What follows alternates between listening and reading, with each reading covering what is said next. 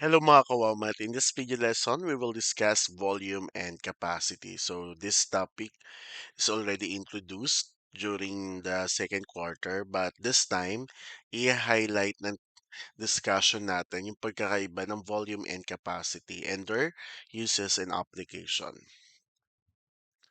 So, understanding the difference between volume versus capacity. So, pag sinabi natin volume, the space inside an object. So, kung titingnan natin, gaano kalaki, no, yung lagayan, parang gano'n, no, the measurement ng isang object. Pag sinabi natin capacity, the amount an object can hold. So, it measures how much the container can hold. So, how much can fit inside. So, gaano karami ang pwede nating ilagay sa lagayan na yan. Okay, for example, in one box, o yung nakikita nyo. So, yun ang pagkakaiba ng volume and capacity. So, yung volume, that's the space inside an object. Yung capacity, the amount an object can hold. So, makikita natin dito. Okay, so meron tayong empty box. Okay, the space inside will be the volume. Ito naman, sa pangalawa dito sa capacity, meron tayong nakikita may mga nakalagay na rice. So, ibig sabihin, 20 kilogram of rice ang kasya dito sa loob ng box. Okay, so the volume is the total space, the capacity is the total amount it can hold.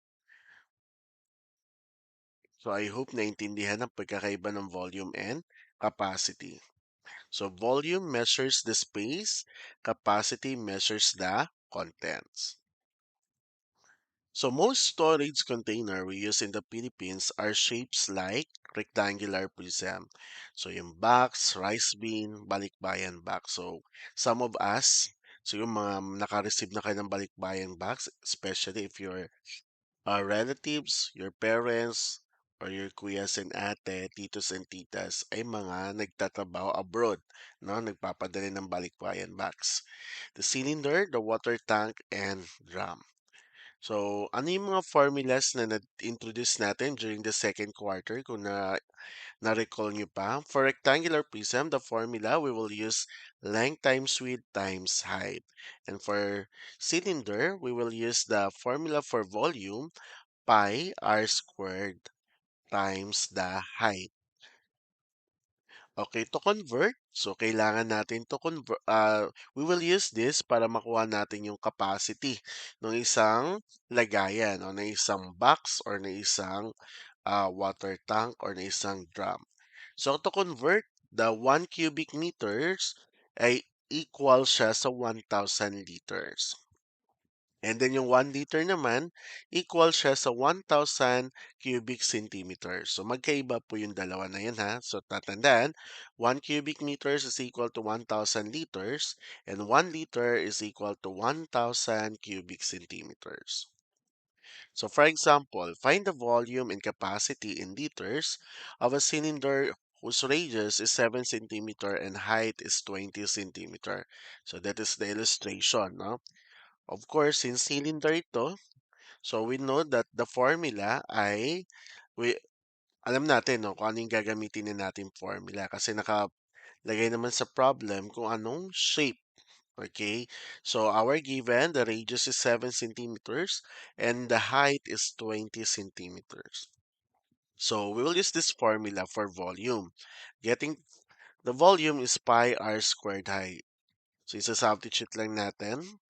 So pi multiplied by 7 cm squared times 20 cm. So using your calculator, so pag dinirect natin sa calculator, yung pi mismo, yung gagamitin nyo, hindi nyo ginamit yung 3.14, yung pi na symbol mismo in your calculator. Ito yung makukuha nating sagot. Pero kapag ginawa nyo yung 3.14, ang pi, ang sagot nyo dito dapat ay 3,077.2. Something like that, no? So, pero kung direct yung pi na ginamit na symbol sa calculator nyo, this will be the answer. So, the volume of a cylinder is 3,078.76 cubic centimeters.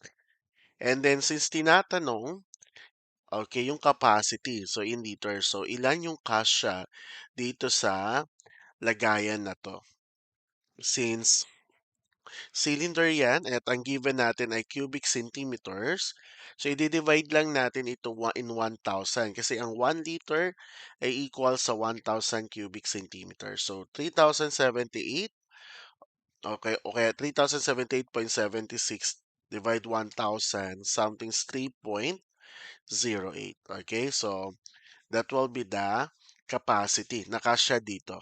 So, 3.08 or 3 liters ang kasya dito. Next, a sari-sari store keeps rice in a box-shaped container measuring 1.2 meter long, 0.8 meter wide, and 0.6 meters high. What is the volume of the rice container? So, makikita natin sa picture na yan dyan yung given. So, since a rectangular prism ito, so we will use the formula length times width times height. So, i-multiply lang natin. Multiply lang natin yung 1.2 times 0.8 times 0.6. So, that is 0.576 cubic meters. So, that will be the volume of the rice container. Next. A cylindrical water drum has a radius of 0.3 meters and a height of 1 meter. If water costs 50 pesos per cubic meter, how much will it cost to fill the drum completely? So, our given, meron tayong radius na 0.3 meters. Yung height ay 1 meter. Then, the cost of water is 50 pesos per cubic meter. So, since cylinder siya, so we will use this formula, substitute pi times 0.3 meters squared times 1 meter. So, the answer is 0.2827 cubic meters. Since sa bawat cubic meter, that is 50 pesos, para makuha natin kung magkano yung cost, i-multiply lang natin ito sa 50 pesos. So that will be 0.2827 cubic meter times 50 pesos. So the answer is 14. So this is equivalent to 14.14 pesos. So ito yung amount or yung cost to fill the drum completely.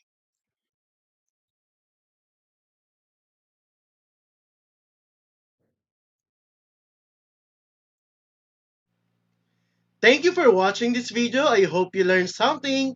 Don't forget to like, subscribe, and hit the bell button para updated kayo for more video tutorial. This is your guide in learning your math lesson, your Wow Math channel.